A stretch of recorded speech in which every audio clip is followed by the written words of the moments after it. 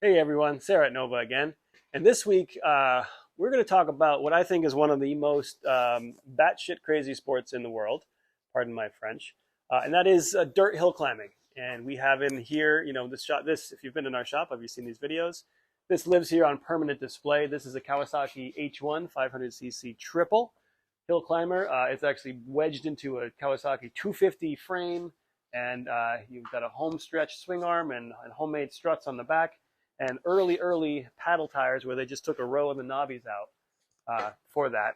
No brake on the front, a little bit of a brake on the rear, not much of a seat to speak of, and only enough fuel to get you up the hill. And the whole aim of this is to go straight up a dirt hill as fast as you can.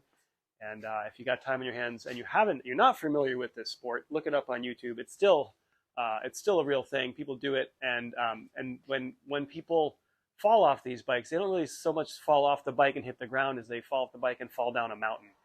There's just such a drop especially when they get way up there. When they go down, the bikes go down. It's really insane, and that's why I say it's a little bit batshit crazy. So this is not the bike we're talking about today, but we wanted to point that one out. We have a very interesting bike that came in just a couple days ago, and let's see. We'll walk through the shop as we go. We got a normal display of the crusty and the beautiful mixed with the rare and the common. My race bike parked here because we just championship winning race bike. Second year in a row, took the 500cc championship right out of my friend and me, Peter Booth's hands. And had a great time racing it this weekend. Not a lot of competition in the classes I was in, but I won 2 overall races against people who weren't in my classes. And my last race, I diced with the fast bikes, much more modern bikes, and it was the only drum brake bike on track. I had no business being there, and I was right on their tail the whole time. So a lot of fun. And that was the last race of the season, so we have to park it until we come back and do it again next year. Yeah, we got, as I say, our normal display of stuff here. And we would think the season would be winding down. We're into September now, but it marches on. We still have a lot of people who want bikes. It's still really the best riding season coming. So there's a lot still to come. But anyway, here we are. This is what we want to talk about today. This is a period Triumph hill climber. Not even sure what the motor is. I haven't. The numbers don't seem to match up to much yet, and I haven't done any research on my own yet. So before you jump down my throat about how I should know this or that, this just showed up yesterday, and we just want to talk about it. Haven't dug in too much. The owner doesn't quite know what it is either, and it is built by somebody who built these things out of parts. So there's a lot of it that looks interesting to me that I'm looking forward to figuring out what it is and how they made it.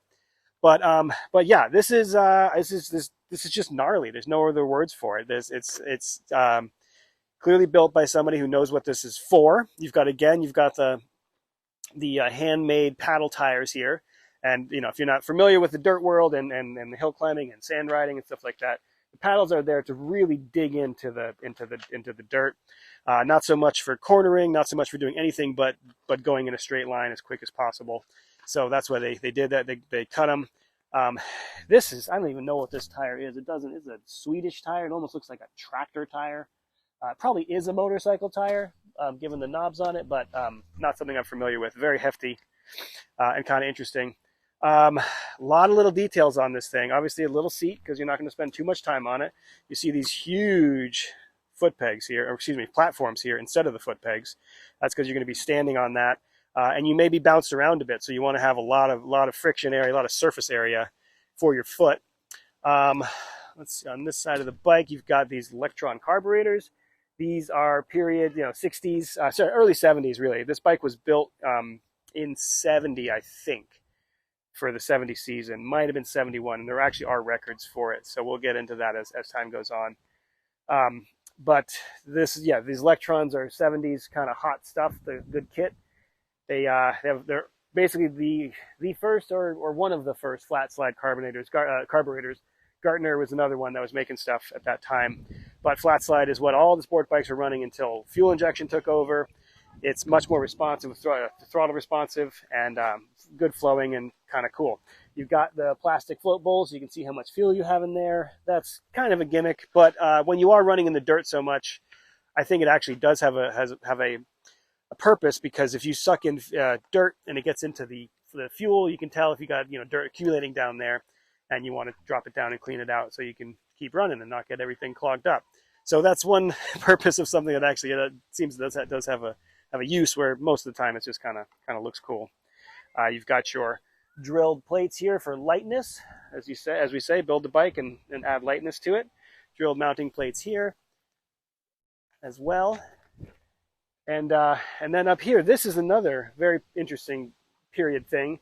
This is the kill switch, and they call it a dead man switch because the way it works is you put this around your wrist, as so, and as you ride, if you fall off, you'll pull this out.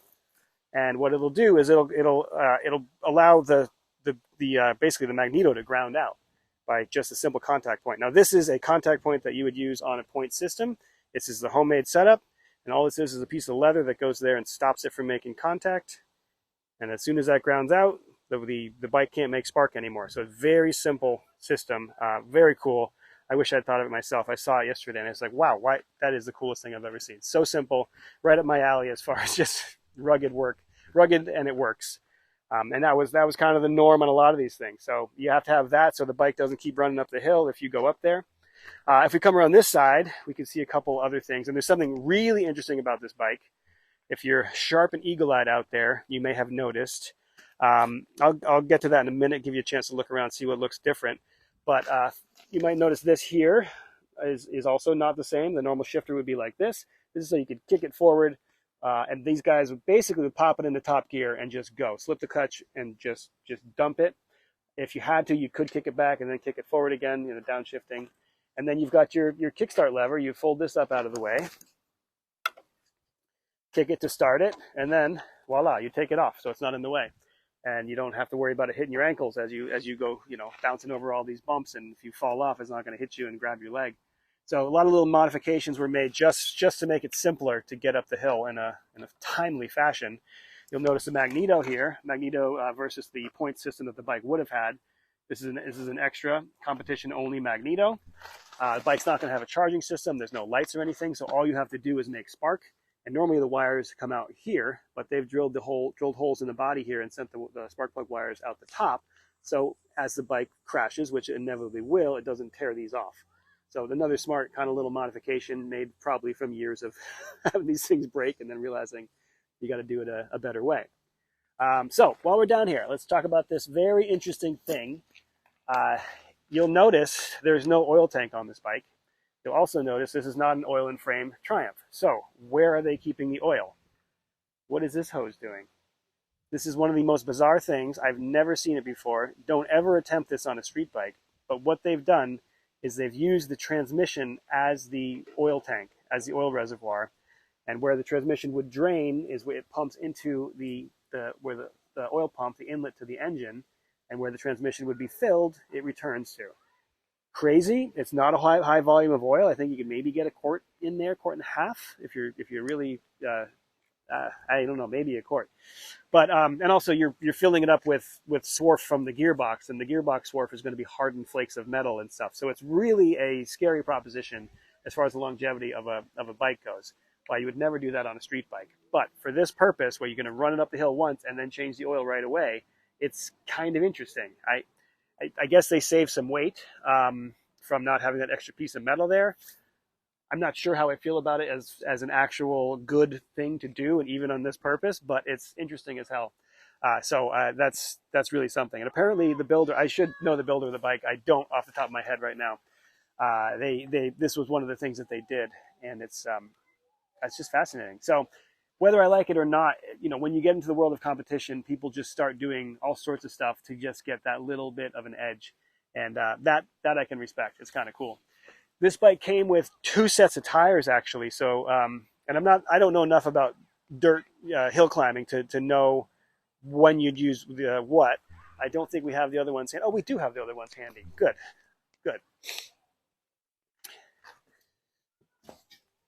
Might as well have a look while we're here.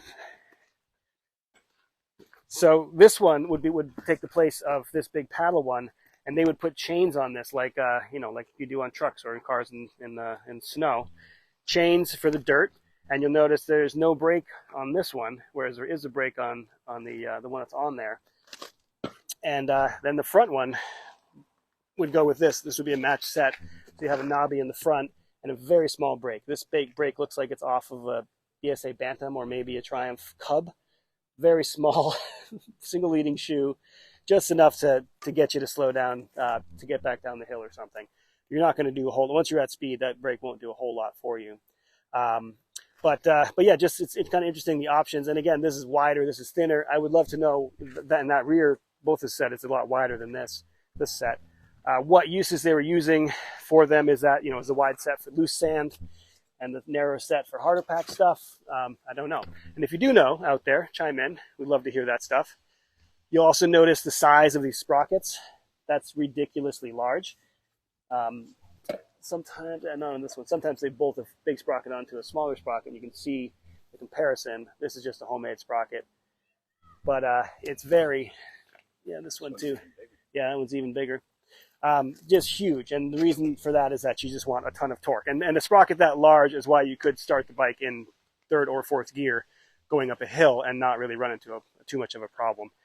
It's just torque, torque, torque. You don't need to worry too much about getting up to speed and top speed. And you don't need to worry about the characteristics of the bike at various RPMs and various uses, because you're just going one direction. You're just going one way. And yeah, that's kind of cool. That's about all I know about it for now. We'll get into the bike. We will run it. Oh, and this bike will be on display. I'm sorry, I should have led with this. This bike will be on display at the New England Racing Museum in Loudon, New Hampshire, right by the New Hampshire Motor Speedway, where we were last weekend. It's a great museum. They have all sorts of stuff devoted to the historic racing of the region. And hill climbing is a huge part of New England. Monson is not far from here, about 30 miles away from here. And it's just a huge hill climb there. That's where that Kawasaki has a bunch of wins down there. So they have a hill climb section there, but they didn't have a hill climb bike. And so one of our friends in the club, the racing club we're in, is a collector, very big supporter of the museum. And he saw this bike a few years ago and decided he had to have it. And he got it. And he brought it to us to get it going. He's going to use it for our USCRA event during Bike Week in Laconia, where we do what's called the Tower Hill Climb, which is a paved hill climb, just going up a very steep hill. We have some footage from that somewhere on YouTube. That's a fun one, and we bring our race bikes there. I brought my Norton there one time. Somebody rode a Veloset there one time. It's a good one. And then here in Wilbraham, Mass, there's another one that happens in the spring, which is cars and motorcycles, and he wants to run it there too. Also paved, so what we're going to do is use those wheel sets, probably a different front, probably not a knobby tire, and probably keep this Goodyear on here just because it's vintage, and he's not really going to be competing. He's not going to be going at high speeds, so an old tire like that is worth it for the historical element of it. And then when it goes on display in the museum, we'll put the chains on it, and it will look like it just came off the hill. So yeah, this is just a very interesting historically, I can't even say it's historically accurate because it's period. It's from the period. It's not even period correct. This was built in 1970-ish, and it stayed this way for this past, 57 years. My math is off on that, but you know what I mean. It stayed that way for long enough. And that's just cool. I love that stuff. The history of this stuff is just so amazing to me. That's why I do this stuff. I just love to see how things changed over time. I love to see how racers think now and then. Stuff like that oil tank. Very optimistic, and clearly it worked because this bike was successful. Be curious to tear down this motor. I'm not going to, but I'd be curious if it ever did get torn down, what it would look like if it's got metal going through it, or if the oil just got changed enough that it didn't matter. Kind of interesting. And I like when people push the limits of something, whether it's a good idea or a bad idea. I like that they're trying to push the limit, and that's an example of that. So to me, this is just super cool. It's just, it checks all the right boxes. It's got a gorgeous patina on it, and I wouldn't change a thing on it. And thankfully, the owner doesn't want to change a thing. We're just going to get it running. We'll clean it, but not do anything restorative on it other than functionality. So that would be kind of cool. If you know anything about hill climbing, as I said before, I'll say it again, please chime in if you've ever done it. If you know why the tires are for what, all that data is great to have. Chime in the comments. Also, talk to each other in the comments. A lot of people are talking to us on these threads, and there's a lot of really good information. And I see some of the conversations happening between people. I love that. A lot of you guys know a lot of stuff. Share it with each other. It's just fun. So yeah, that's it. Oh, and please like and subscribe if you haven't. That does help us out. And we'll see you next time.